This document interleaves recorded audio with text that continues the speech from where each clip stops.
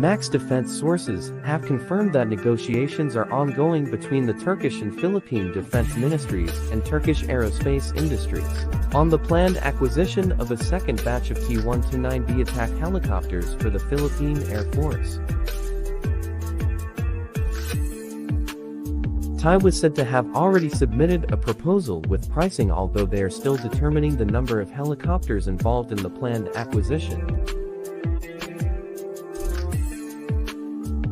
It was previously mentioned in different statements of the DND and Philippine Air Force that the Philippine Air Force is asking for a minimum of 6 more helicopters to a maximum of 18 more helicopters.